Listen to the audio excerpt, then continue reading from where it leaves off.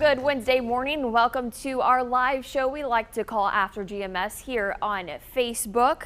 We hope that you have had a great week so far, and we want to get started by some good news because all of that tropical storm is out of our state and the weather's looking pretty nice, right, Christian?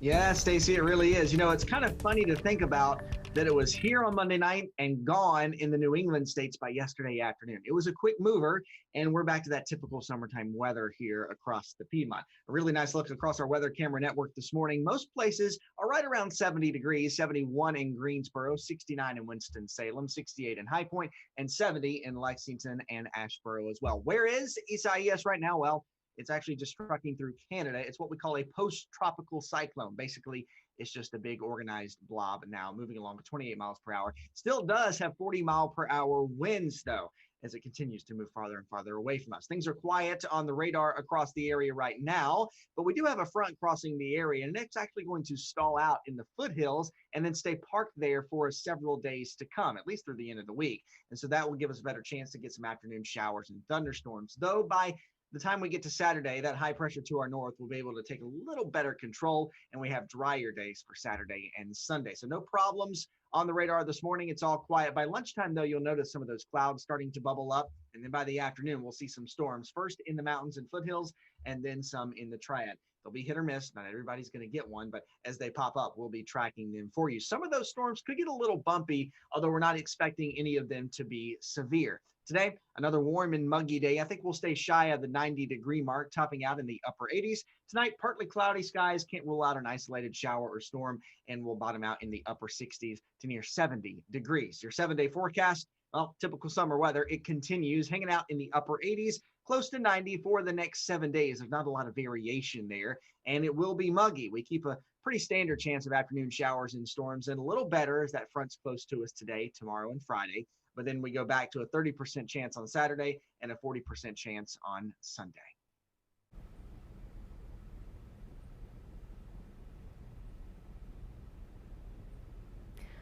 Well, it looks like we're having some issues with Megan's mic, so I'll go ahead and start with this next story. So phase 2 is set to expire after this Friday unless Governor Roy Cooper says otherwise.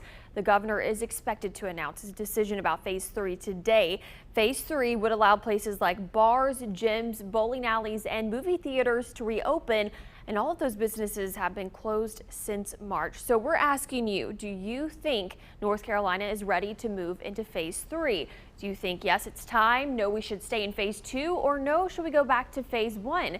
You can go ahead and weigh in on our live stream right now. Already seen a lot of comments, all different views, but we're going to look to the panel of our team and see what both Christian and Megan think about this. Megan, I'll start with you to see, well, I'm going to see if your mic is working right now. All right, check 1, 2. Can you all hear me? We can hear you. You're here. This is what happens in live TV. All right, I'm here. Hey, yes, it's okay. We are working through some technical nuances as we continue to work from home to practice social distancing. So as far as this possible phase 3 or extended phase 2 or back to phase 1, the decision potentially coming from Governor Roy Cooper today at 4 o'clock. He has said that he's going to use the data to drive decisions. Based on the data, and I crunch the numbers and put them in context every day on WFMY News 2 at noon, based on what we've been seeing so far with some of the trends, I would not be surprised if North Carolina were to stay in phase 2 or have a modified phase 2. We also recently saw the governor impose a curfew on alcohol sales at restaurants. That indicates to me that potentially he will not allow bars to reopen, even if he does do a modified phase 2. That said, we've not received any kind of indication on how he's leaning from the governor's office, so we're going to have to wait until 4 o'clock to see. But let me talk about some of those trends we have been seeing so far. The number of new cases every day is between 1,000 and 2,000. The numbers dropped down to the low 1,000s over the weekend into Monday, but then yesterday we saw a slight uptick again, about 1,600. The percent of positive cases is another key metric we've been looking at. That's the percentage of tests that are taken that come back positive. So for 2 weeks, we were seeing 7 to 8% pretty consistently. Yeah, that wasn't the 5% the state health department wanted, but it was below the national average of 10%. Yesterday, however, we saw that number increase to 9. So that could again be a point that the governor's office and his task force consider in deciding when and how to reopen. So we'll have another update on the numbers at noon today, and then again are expecting the governor's possible announcement on this at 4. Yeah, those numbers driving the governor's decision. So as I'm looking on our Facebook stream, I see a lot of phase 2. So people think that we should stay in the phase that we're in. Christian, I'll go ahead and let you weigh in on this. Sure. Yeah, I think that going back to phase 1 is not the right thing to do, especially with small business owners and people trying to get them, trying to get their feet back in the game here. So I don't think that's the right thing to do. I think we are kind of in a happy medium with phase 2. And I, like Megan said, I wouldn't be shocked if Governor Cooper amends that phase 2 in some way, shape, or form to allow a little less restriction on things. But I don't think it's ready to. I don't think it's time to go into a full phase 3 yet. But I think we're kind of in the right spot, maybe with some modifications in phase 2, because we have seen that trend of our numbers coming down or starting to stabilize. So while we're on that, we need to keep that momentum to try to get back where we should be so that we can eventually get to phase 3. And then, of course, one thing that's on a lot of people's minds is going back to school and how that school year is going to look. So the quicker that we can get those numbers down, the quicker we can get back to doing those things. I do say, I want to say that I feel comfortable in phase 2 right now. I feel like that people are, for the most part, abiding by the rules that are put in place, which makes me feel better. However, I do worry about those small business owners that own places, that like the Bearded Goat, we keep hearing from that owner who says he's not even ready to move into phase 3. But I also feel for people like him because they haven't had business in 5 months now. So really hoping that a decision helps them out, but also keeps us safe. Looking at our live stream, I'll just read a few of the comments here. Tamara said she thinks we should go to phase 1. The numbers should look a little better. Then after a few weeks, go straight to phase 3. Karen says people are not responsible enough for things to open up more. Let's see, a lot of people saying phase 2. Pagan says opening all the other places of entertainment will make things worse. And a lot more phase 2. Jason thinks that we will stay in phase 2 until September 1st. So we will find out today at 4 o'clock what's going to happen. Of course, you can catch all of the latest information on our website, WFNYnews2.com. We're also going to keep you updated on air, so be sure to stay tuned for that decision. But now let's go ahead and move into our morning headlines. Megan. All right, a lot to cover this morning, especially this big story happening here in Winston-Salem today. The video that apparently shows the events leading up to the death of a Triad inmate will be released before noon today. The Forsyth County District Attorney says John Neville had a medical emergency and fell from his top bunk. The DA says staff then brought Neville to an observation cell before EMS arrived, and he died in a hospital 2 days later. 5 former detention officers and a nurse now are charged in that death. The Neville family plans to take action against the county and the jail's health provider. Look at this video. This is what's left of a mobile home park in Bertie County. Heavy rain, winds, and tornadoes from Isaias ripped through the area Tuesday morning, killing 2 people. A mother told us it's devastating to lose her house, but she's glad she and her 2 children made it out alive. The American Red Cross and Samaritan's Purse are now helping survivors. If you need a COVID-19 test, you can get one in just a few minutes in Greensboro. There's an opportunity for testing today at Mount Zion Baptist Church from 8 to noon. This is part of a partnership with Cone Health, and testing is free. Guilford County Schools is kicking off the upcoming academic year with at least 9 weeks of remote learning. WFNY News 2's Candace Redd talked with an expert about how you can help your kids with e-learning. One way to ensure effective remote learning is by simply setting a routine schedule and daily goals for your child. And doing this, educators say your child will remain on the right track. You might also want to consider setting your child up for success by ensuring the proper learning environment. Some students work best in a quiet, organized workspace with a chair and desk. Students should also remain connected with the instructor in class by participating in the online forum or discussion board if available. Educators also recommend treating online work like traditional face-to-face courses. Students should come prepared with an internet connection, required course materials, and freedom from distractions. Well, Dr. Nakisha Williams is the assistant professor in the Department of Educator Preparation at North Carolina A&T State University. She says parents and students should also take a mental health break during the remote learning process. Take a brain break perhaps every 30 to 45 minutes and know that when the child is taking a break, they're not goofing off, right? But that's a part of engaging in the conversation, understanding the interests of the student and of the child, and how to support and be responsive to the child's learning needs. One last tip, educators say don't be afraid to ask for help, especially from the instructor. But for more details on this story, all you have to do is visit our website. That's WFMYnews2.com. Candace, thank you. Another big talker all around the state is the mask requirement. Right now, you are supposed to wear one anytime you're in public and cannot socially distance. So first, let's start with what have you guys noticed? We're a few weeks into this. Are people out and about that you see? Are they wearing masks? So Christian, I'll start with you this time and find out what you've been seeing around.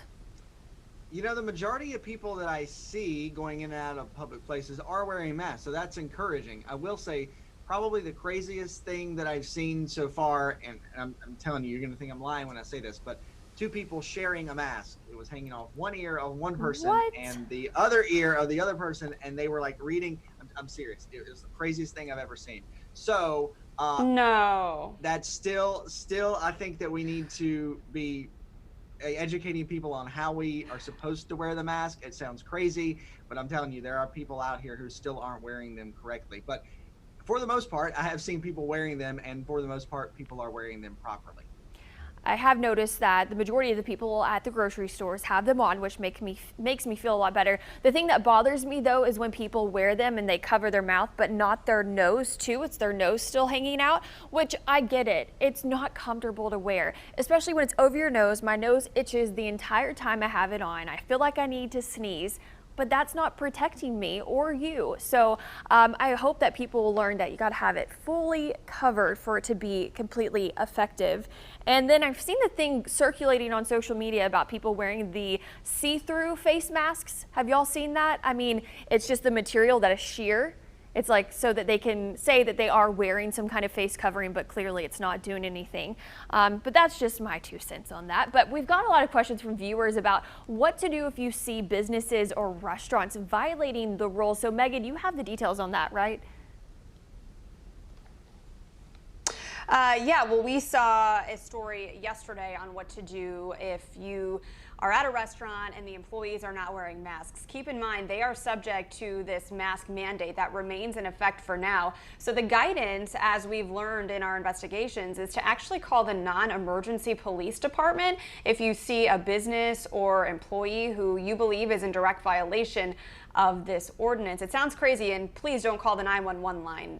That's not to be inundated with mask questions or mask reports. You're supposed to call your local office of the police department or sheriff's office, the non-emergency line, if you'd like to report someone who is in violation of the mask mandate. Unfortunately, there's not an online portal for reporting this, so you do have to call, but that is an avenue you can take. From what I've seen going in and around Greensboro, we've dined out a couple times outside patio only. That's what I'm comfortable with so far. We've not done any inside dining yet, but I've seen people comply with the mask mandate. They put on their mask, they go to their table, they take it off to eat or drink, and all the servers are wearing masks, and everybody seems to coexist while complying with this new order. But I also noticed what Stacy's been noticing too, in that people are failing to put the masks over their nose. And I don't necessarily think that's always intentional. I think sometimes the masks don't fit, but proper fit is important as well. The mask that fits you might not fit your spouse. For example, our cloth masks, I can wear them. My husband cannot because they don't fit over his face comfortably. And so he has to use the disposable ones or a larger option. So fit is definitely important in trying to prevent yourself from getting sick or exposing others to the spread of COVID-19. Again, we're still getting these comments here from folks about phase 2, phase 3, back to phase 1. The mask mandate is part of all that, so we'll hopefully find some more information today on whether the governor, regardless of the phase, will continue to require that mask mandate or if he'll decide to end it. But based on the data we're seeing so far, I'd be very surprised if he ended the mask mandate. I would too. I feel like sometimes the masks fall down a little bit, and maybe that's why some people's noses are still sticking out. I've caught myself, I've had to pull it back up. But Pamela said, I've seen a lot more people wearing them than aren't wearing them. Bridget said, this is interesting. I'm gonna have to check this out. She said there's a Facebook Triad Mask Watch group, so we see who is and isn't wearing one. That's interesting. Definitely want to check that out on Facebook. Go ahead and keep weighing in. Give us your comments. Actually, Bobby, one more thing. Sorry. He said, don't know how to wear a mask? Watch a YouTube tutorial. There you go. Simple as that.